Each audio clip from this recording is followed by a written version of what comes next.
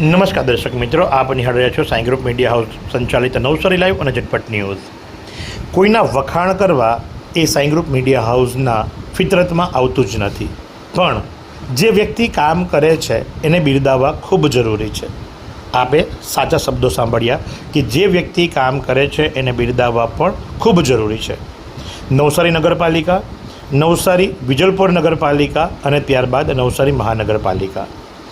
વર્ષોથી નવસારીની અંદર માત્ર ભાજપનું જ શાસન છે અને છેલ્લા 30 વર્ષના ભાજપીય નેતાઓને આપ જુઓ ને હાલ નવસારી મહાનગરપાલિકાના મેયરને આપ જુઓ કે જે કામ કરવા માટે કટિબદ્ધ છે અને ગ્રાઉન્ડ ઝીરો રિપોર્ટ પર જઈ અને તત્કાલ સોલ્યુશનની અંદર માને છે. ભૂતકાળમાં પણ આ જ ભાજપની સરકાર હતી અને આ જ રીતે નવસારીની અંદર પાણી ભરાતા હતા.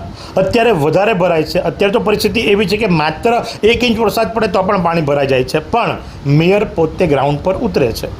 ગઈકાલનો દાખલો જોઈ લો કે ગઈકાલે જે સાંઈ દ્વાર છે, જી હા, સત્ય સાંઈ બાબાના મંદિરે જતો માર્ગ અને જ્યાં સાંઈ સેતુ દ્વાર છે એટલે કે બાના ક્લબની બાજુમાં, ત્યાં કાયમ જ પાણી ભરાય છે. સૌ કોઈ જાણે છે.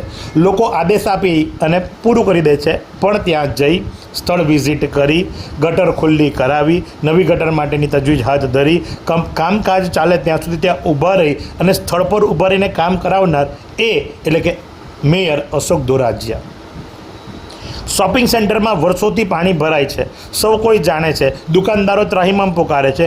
એ પાણી ભૂતકાળમાં પણ આ જ રીતે કે એક ડીઝલ પંપ મૂકી અને ચાંદની ચોક પર કાઢવું અને ચાંદની ચોક પરથી એ પાણીનો રેલો ગોલવાડ ગેટ પોલીસ ચોકી, ગોલવાડ ગેટ પોલીસ ચોકીથી થઈ અને એ પાણીનો રેલો છેક રમાબેન હોસ્પિટલ સુધી પહોંચે.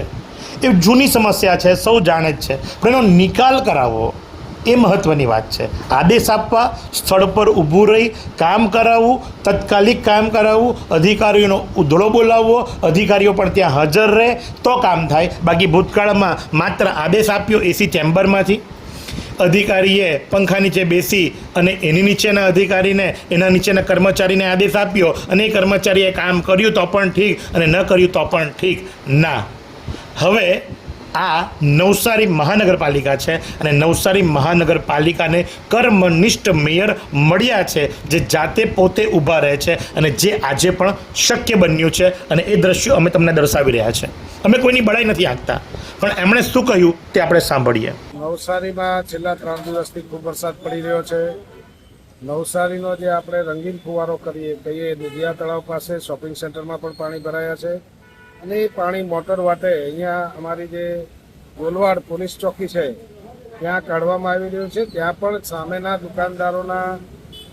દુકાનોની અંદર જવાનું શરૂ થાય છે. એટલે અત્યારે જ્યાં જગ્યાએ ઊભા છીએ ત્યાં ગોલવાડથી ફુવારા સુધી આ રોડ પર જે પાણી જાય છે એને બંધ કરવા માટે ડ્રેનેજ ચેકઅપ કરવામાં આવે છે.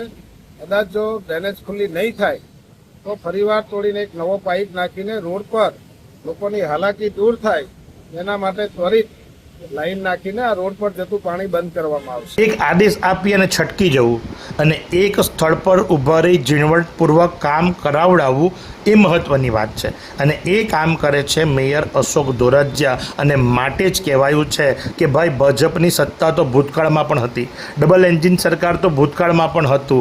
ગ્રાન્ટ લાવવામાં આવે એ વાત અલગ જ છે અને ગ્રાઉન્ડ ઝીરો રિપોર્ટ ઉપર જઈ અને ત્યાં કામ કરવું એ વાત અલગ છે. તો આ પ્રમાણે નવસારીના મેયરે 2 દિવસની અંદર વરસાદી પાણીના નિકાલ માટે પોતે સ્થળ પર હાજર રહી અને સમસ્યા સમજી, અધિકારીઓ સાથે વાતચીત કરી અને એના નિકાલ માટે પોતે પણ ત્યાં હાજર રહ્યા અને લોકોને સંતોષ થાય તે પ્રમાણેનું રિઝલ્ટ લાવવા માટે કટિબદ્ધ બન્યા. અને આ જ પ્રમાણે જો કામ ચાલ્યું તો પાક્કા આવનારા 2.5 વર્ષની અંદર, કારણ કે 2.5 વર્ષનો તબક્કો છે, માની લો કે 1-1.5 મહિનો નીકળી ગયો, તો આવનારા 2.5 વર્ષની અંદર નવસારીની કાયા પલટ થશે એવું સાઈ ગ્રુપ મીડિયા હાઉસનું માનવું છે. તો આ જ પ્રમાણે આવા અવનવા સમાચારો માટે આપ નિહાળતા રહો નવસારી લાઈવ અને ઝટપટ ન્યૂઝ.